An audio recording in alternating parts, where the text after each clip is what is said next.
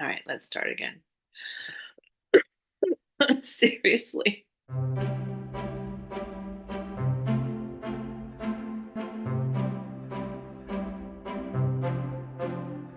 Hi, readers. It's Lori. Welcome back to my channel, Books, Ink, and Paper. And thanks for your patience as I have been out for the last week sick with strep throat. I am feeling much better. I'm starting to get back into at least a half day work groove, but I am still experiencing some stuff. And if I cough during the video today, I really do apologize. It just is, apparently a long recovery for people of a certain age like me. So, yeah, there's that. But I wanted to try to come back and maybe film one a day or so for a little while until I get back kind of in the groove and hopefully ahead of the game a little bit. But today I am filming March anticipated reads on the day that some of those reads are being released. So it just, yeah, can't get ahead of that game. But I'm really happy to share with you some of the ones that I have found. There are a ton of books coming out in March. You've probably heard this from other folks that have done their anticipated reads videos because I've been watching YouTube even though I wasn't well. And there are a ton of them, especially on certain days. But for now, I'm trying to kind of keep these to a smaller amount. And we're going to talk about maybe 10 so, maybe 10, maybe 11. We'll see. The first one is The Hunter by Tana French. This is a standalone, so it's not part of her series with the Irish Murder Squad, Dublin Murder Squad. But this one really kind of caught my attention in terms of the plot. And I'm going to read you this blurb because I think it's quite capturing my attention just by the way that it's worded. It's a blazing summer when two men arrive in a small village in the west of Ireland. One of them is coming home. Both of them are coming to get rich. One of them is coming to die. Right? It's a perfect opening for a murder mystery thriller. It is about a Chicago Police Department detective who retired early and moved to Ireland looking for peace. And he found it with a woman that he meets there named Lena. And he has a stepson or some sort of relationship with her son. Then his absent father, the son's absent father, returns to their relationship, and he brings a millionaire with him with a scheme for them all to get rich. I really think I might need to get this book or at least get my hands on it some way so that I can read it because it is really kind of capturing my attention. And the ratings, even though they are few, are at this point 4.21. So that is a pretty good statement about that. And that comes out today, the day I'm filming this, March 5th. The next one is called The House of Hidden Meanings, and it is a memoir nonfiction by RuPaul. And I have been a fan of RuPaul's for a long, long time, and I have really been anticipating this release. It also comes out today on March 5th, and it really goes into his childhood as a Black, poor, gay child who's really struggling to try to find his way, along with creating relationships and purpose and meaning in life and feeling free and open to be able to do the things that he really wants to do.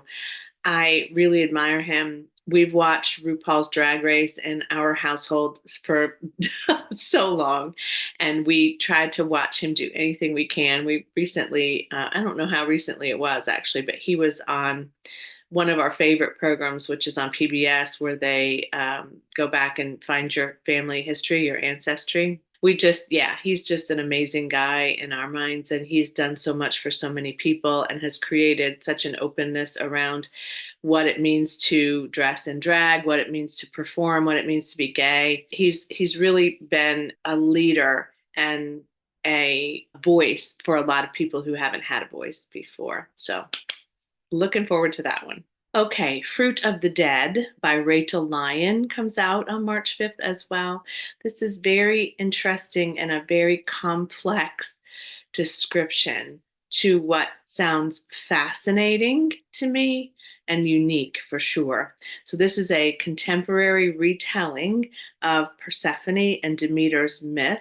It is set in an island, and it's about addiction, sex, family independence, and who holds the power in a modern underworld.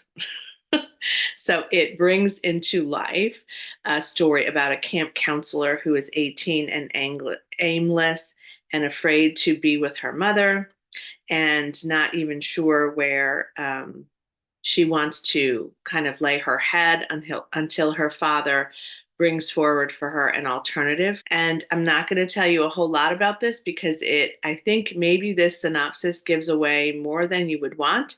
But the gist of it is that Lyon's reinvention of Persephone and Demeter's story make for a haunting and ecstatic novel that vibrates with lush abandon. Readers will not soon forget it. Okay, Simone St. James, you all know, if you know me at all, I love Simone St. James, and I have collected almost everything she's ever written. At this point, I've read a good number of her titles, but this new one is on its way to me because I got an early release copy of it from Book of the Month. I'm hoping it comes today, but it is called Murder Road, and it is released today on March 5th as well to the public. I have been waiting for this. I may have even talked about this before. I can't even remember, but it has been on my highly anticipated list for a while.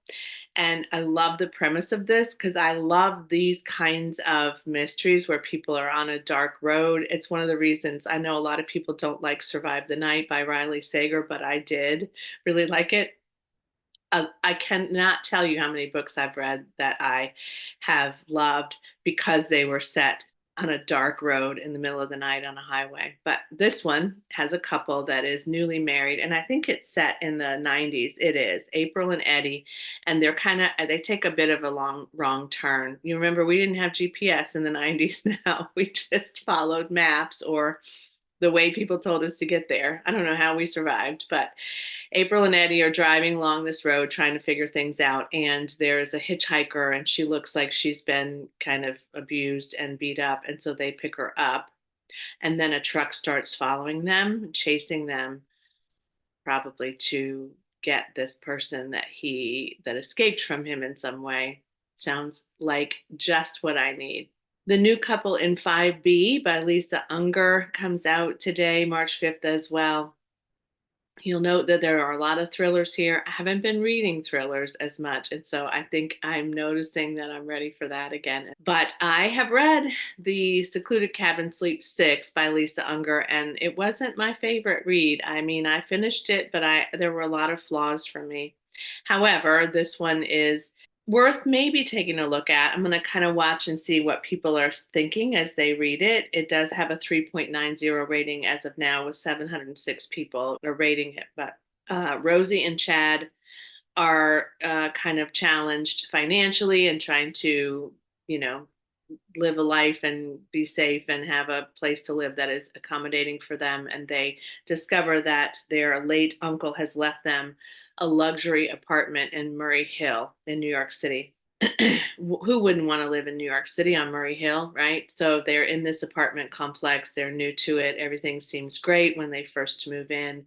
And then they're noticing some things that are just not quite right. There are cameras in the building. There's a weird thing going on with the doorman. And then one of the neighbors turns up dead.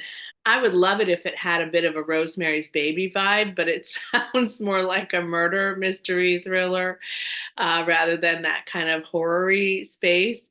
But I also like kind of an isolated mystery too. So I might give it a try. But I do think that a lot of people really like Lisa Unger, and I have been, my eyes have been on it. I'm not going to lie. I'm not going to ever say an author can't redeem themselves from a book that I didn't love, and again, I didn't hate it. I didn't love that one. So I'm open to another chance with Lisa Unger, I think. So this is a nonfiction offering that also comes out on March 5th. This is by Claire McIntosh, who I really adore. This is a memoir to some degree, but also a tool for people to recover from their grief. So this one is called I Promise It Won't Always Hurt Like This, 18 Assurances on Grief. I think this is an important read for a lot of people. We've all experienced grief and we all will experience grief. For some of us it hits us differently. For some of us it is sort of unresolved. And I just think this is a good book for people who, even if you aren't experiencing grief now, but you have, or you just really want to pass it on to someone who is struggling. I just think there's a lot of room for this, and I think it's an important thing to have written.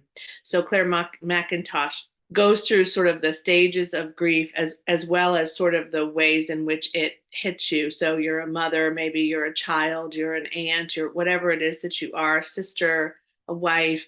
There's lots of ways in which we experience grief in our lifetimes, and that evolves over time. Like we when we're young, we're not quite aware exactly of what's happening. As we get older, we're sort of maybe first dealing with it in a way, but then as we get older and older and we have longer relationships, it has a longer sort of recovery maybe for us. I don't specialize in grief, but I definitely have felt it more than once in my life. So I think that this is an important one for us to take a look at maybe at this time, but maybe at some time in the future when it might be more relevant to you. Okay, The Divorcees by Rowan Baird comes out on the 19th of March. Yes? Yes. This is a cover grab for me. Plus, I love the 1950s as an era. I really do. As a child born in the 60s, I was still getting a lot of the flavor of the 50s and the content that I was viewing or reading. The 50s was a really kind of an incredible decade in a lot of ways.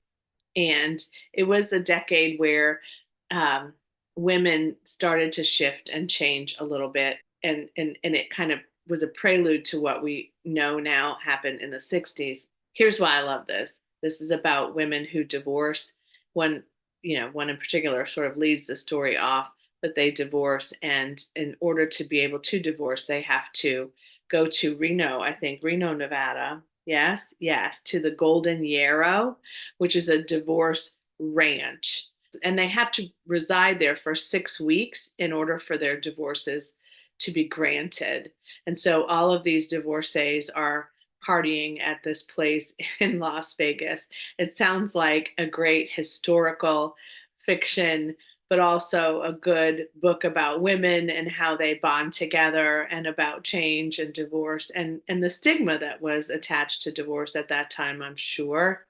It just sounds fantastic. And so I've had my eye on it too. Here's one that I have been granted an advanced copy of on NetGalley, and I only recently started to try to read it.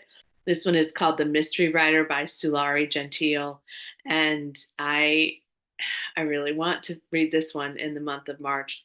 I'm hoping that I can. This one is about a woman named Theo who is an attorney, and she kind of packs it up for a little bit and decides she wants to go back to her roots at home with her family, and she wants to write a novel or write a book or something. She really just wants to take a different turn here. Then her mentor is found dead in the library, I think, and she's devastated by this, and of course wants to find out who killed her mentor. And then it becomes a possibility that the person who killed her mentor is her brother.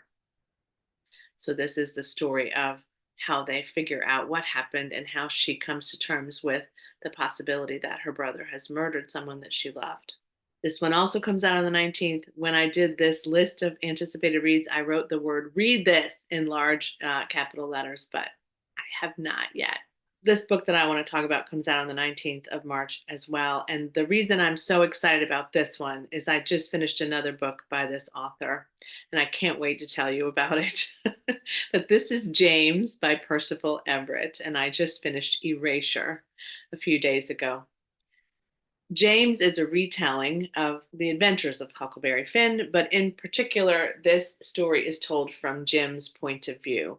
And as you remember, Jim was going to be enslaved, and so he leaves his family and he flees to hide on an island so that he is not taken into service. And then Huck Finn has faked his own death in order to escape from his father. And they meet and begin this journey together, if you remember from the original. What I like about this is that the synopsis of the book says that that his intelligence, his wit, and his agency and compassion are shown in a whole new light. I suspect that as a Black author, Percival and an amazing creator, like I can't wait to tell you about Erasure, but I can imagine that in his hands, this will be a very, very different novel. And it is a definite for me to pick up. Okay, I have two more. I've lost count, but I'll figure it out. Okay. This one is called How to Solve Your Own Murder by Kristen Perrin.